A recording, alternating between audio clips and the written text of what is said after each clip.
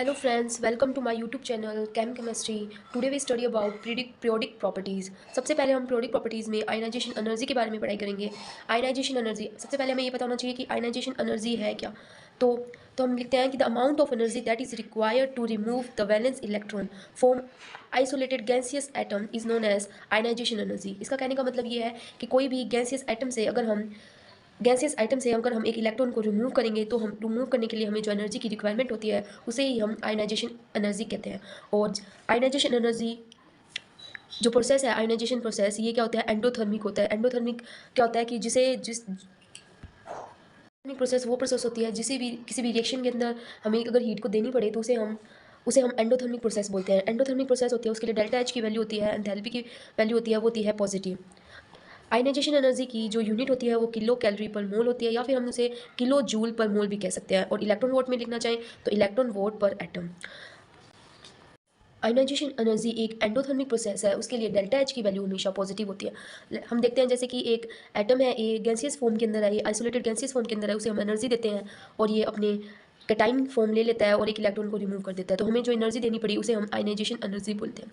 Suppose करो कि ए है, इसकी जो पहले की जो एनर्जी है H1 है और after removal of an electron इसकी एनर्जी H2 है. तो चेंज इन एनर्जी हो जाएगा Δ2 minus Δ1 and it is always positive. अगर ए है और वो अगर सॉलिड के अंदर है और हम उसे एनर्जी देंगे और फिर भी वो कैटाइन फॉर्म में आ जाएगा और एक इलेक्ट्रॉन को रिमूव कर देगा, तो उसे हम आयनाइजेशन एनर्जी नहीं कहेंगे, क्योंकि हमारी डेफिनेशन के हमने यहाँ पढ़ा था पहले कि आयनाइजेशन एनर्जी उसे कहेंगे जब हम एक इलेक्ट्रॉन एक गैसियस आइटम से रिमूव करेंगे, ना कि हम किसी सॉलिड से रिमूव करेंगे. तो सबसे पहले सॉलिड के लिए अगर हमें आयनाइजेशन एनर्जी को कैलकुलेट करना है तो पहले इस सॉलिड्स किसे हमें इसे गैसियस फॉर्म में कन्वर्ट करना पड़ेगा. अगर ए सॉलिड को हम गैसियस फॉर्म में कन्वर्ट करेंगे तो इसे हम सब्लिमेशन एनर्जी देंगे. फिर इस सब्लिमेशन गैसियस ए आइटम में आ जाएगा और फिर इसे हम आयनाइजेशन एनर्जी देके एक इलेक्ट्रॉन को एक में गैसियस से एक इलेक्ट्रॉन को रिमूव, फिर इस गैसियस ए आइटम से हम इलेक्ट्रॉन को रिमूव करेंगे, तो ये हमारी आयनाइजेशन एनर्जी कहलाएगा. नेक्स्ट हम स्टडी करते हैं successive ionization energy. Successive ionization energy इसका मतलब है कि हम एक एटम ए है, उसमें से एक बार इलेक्ट्रॉन निकाला, फिर दोबारा निकलते जाएंगे, फिर दोबारा निकलते जाएंगे, उसे हम सक्सेसिव आयनाइजेशन एनर्जी, जो एनर्जी रिक्वायर्ड हो रही है, सबसे पहले कैटाइन बनेगा, फिर उसमें से दोबारा से एक इलेक्ट्रॉन में, फिर डाइवैलेंट कैटाइन बनेगा, फिर उसमें से दोबारा इलेक्ट्रॉन निकालेंगे, वो ट्राइवैलेंट कैटाइन बनेगा. अब ये ए है, हमने पीछे देखा था कि ए गैसियस था, उसमें से हमने एक इलेक्ट्रॉन निकाला तो ए पॉजिटिव में कन्वर्ट हो गया, फिर अपने इसने सेकंड आयनाइजेशन एनर्जी दे दी और ये ए डाइवैलेंट में कन्वर्ट हो गया और एक इलेक्ट्रॉन को रिमूव कर दिया. जब इस डाइवैलेंट्स के हम दोबारा से एक इलेक्ट्रॉन को रिमूव करेंगे आयनाइजेशन एनर्जी के, तो ट्राइवैलेंट में कन्वर्ट हो जाएगा. और हम ये देखते हैं ना कि जैसे इलेक्ट्रॉन निकालते जा रहे हैं तो एनर्जी हमें देनी पड़ रही है, वो हमेशा इंक्रीजिंग ऑर्डर के अंदर देनी पड़ रही है. तो देखो यहाँ पे लिखा हुआ है hair ionization energy first, IE second, IE third are called successive ionization energy, and the value of successive ionization energy always increases. IE1 is greater than IE2 is greater than IE3. अब देखो ये कभी भी नहीं हो सकता कि IE3 है, IE2 है, वो हमेशा ये ग्रेटर हो जाए IE3 से. ये कभी नहीं हो सकता. कभी भी नहीं हो सकता कि जो आयनाइजेशन एनर्जी है वो थर्ड की वो कम हो जाए आयनाइजेशन एनर्जी सेकंड से. स्टडी करते हैं factor affecting ionization energy. Ionization energy बहुत सारे फैक्टर पर डिपेंड करती है. सबसे पहले हम स्टडी करते हैं एटॉमिक साइज. जैसे कि हमें पता है कि पीरियोडिक के अंदर हम अप टू डाउन जाते हैं तो एटॉमिक साइज है वो इंक्रीज होता रहता है, और जैसे जैसे एटॉमिक साइज इंक्रीज होता रहेगा तो जो न्यूक्लियस है और जो वैलेंस इलेक्ट्रॉन है उसके बीच में जो डिस्टेंस है वो इंक्रीज होती जाएगी. और जैसे जैसे ये डिस्टेंस इंक्रीज होती जाती है वैसे ही वैसे ये न्यूक्लियर चार्ज है जो अट्रैक्ट करता है आउटर मोस्ट इलेक्ट्रॉन को, वो कम होता जाएगा. और जैसे जैसे जेड कम होता जाएगा, जो न्यूक्लियर चार्ज है वो कम होता जाएगा बाहर वाले इलेक्ट्रॉन की तरफ, तो वैसे ही वैसे हमारा जो आयनाइजेशन एनर्जी है वो हमें कम देनी पड़ेगी. कहने का मतलब ये है कि जो जैसे ही हम टॉप टू बॉटम जाते हैं इन अ पीरियड, तो एन की वैल्यू है, n here number of cell, n की वैल्यू है वो इंक्रीज होती जाती है, रेडियस ऑफ एटम इंक्रीज होता जाता है और साइज है वो भी इंक्रीज होता जाता है, और वैसे ही आयनाइजेशन एनर्जी डिक्रीज हो जाती है. सेकेंड फैक्टर है effective nuclear charge. Effective nuclear charge Z effective है वो क्या है, आयनाइजेशन एनर्जी के डायरेक्टली प्रोपोर्शनल होता है.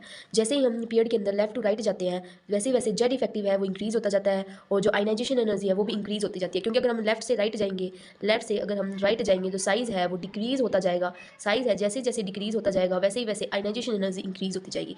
थर्ड फैक्टर है स्किनिंग कॉन्स्टेंट, जिसे हम डोनेट करते हैं सिग्मा से. जैसे सिग्मा इंक्रीज होता जाएगा जेड इफेक्टिव वो डिक्रीज होता जाएगा और आयनाइजेशन एनर्जी है वो भी डिक्रीज होती जाएगी. तो क्या हुआ, आयनाइजेशन एनर्जी है वो इन्वर्सली प्रोपोर्शनल है स्क्रीनिंग कांस्टेंट के अंदर. फोर्थ फैक्टर है oxidation state of ion. Oxidation state of होता है वो आयनाइजेशन एनर्जी के डायरेक्टली प्रोपोर्शनल होता है। जैसे जैसे ऑक्सीडेशन स्टेट इंक्रीज होती जाएगी वैसे वैसे जेड इफेक्टिव इंक्रीज होता जाएगा और आयनाइजेशन एनर्जी है वो भी इंक्रीज होती जाएगी। जैसे जैसे हम लेफ्ट टू राइट जाते हैं ऑक्सीडेशन स्टेट है वो इंक्रीज होता रहता है। जैसे एग्जाम्पल से समझते हैं Fe+, Fe2+, Fe3+। तो इसकी आयनाइजेशन एनर्जी का ऑर्डर है मोर ऑक्सीडेशन स्टेट कंटेनिंग की सबसे ज़्यादा आयनाइजेशन एनर्जी होगी, फिर धीरे धीरे जो less oxidation state containing species होगी। Instead of 4 major factor flowing to minor factor are also important. कौन से दो फैक्टर है इन सब के अलावा? सबसे पहले पेनिट्रेशन पावर के बारे में पढ़ेंगे, फिर हम हाफ फील्ड इलेक्ट्रॉनिक कॉन्फ़िगरेशन को देखेंगे। पेनिट्रेशन पावर की और उसके बारे में हम पढ़ने वाले थे ना, अभी पेनिट्रेशन पावर और हाफ फील्ड इलेक्ट्रॉनिक कॉन्फ़िगरेशन के बारे में पढ़ रहे थे। तो जैसे हम 2s की आयनाइजेशन एनर्जी है वो ग्रेटर होगी 2p से। कैसे कि Be बेलेरियम है ये 2s2 कॉन्फ़िगरेशन रखता है, वेयर ब्रोन है ये 2p1 कॉन्फ़िगरेशन रखता है।